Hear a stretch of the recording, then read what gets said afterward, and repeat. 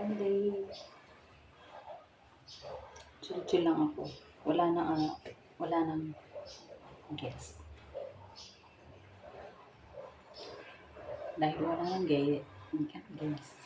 Dahil wala nang guest. Nagre-repair na yung mga trabahador sa mga dapat i-repair sa building na to. So ako din naglilinis. So ang gagawin ko niyan, tatanggalin ko yung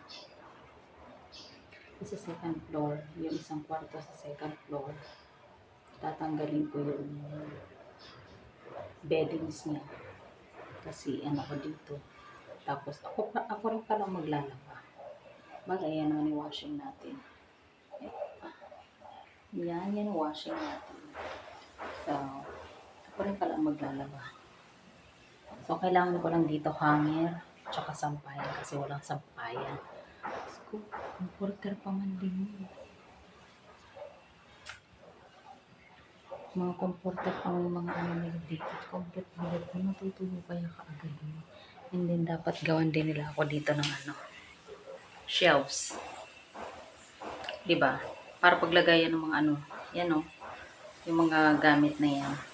Ano yan, yung comforter, mga towel. So, dapat meron akong shelves dito. Hindi lang yung nakalapag lang siya ng ganyan, diba? So, yun dapat. And then, yung sabi sa akin kanina ng mga big boss,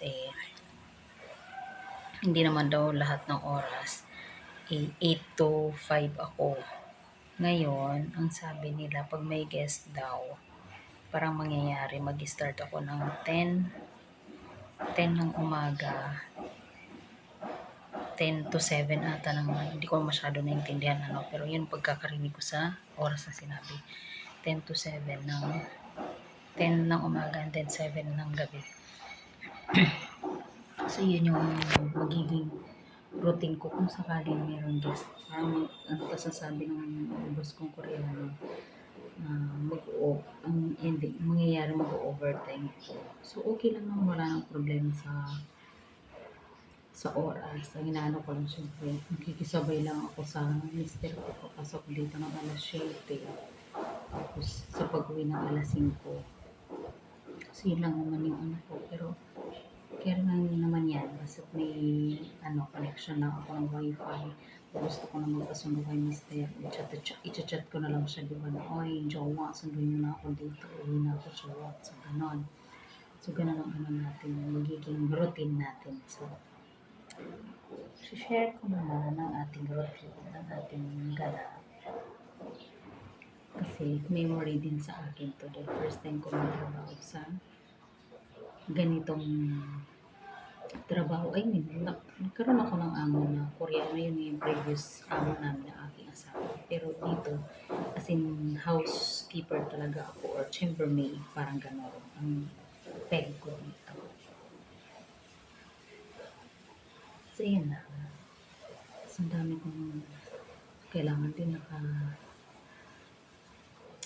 kasi sinabi ni sir na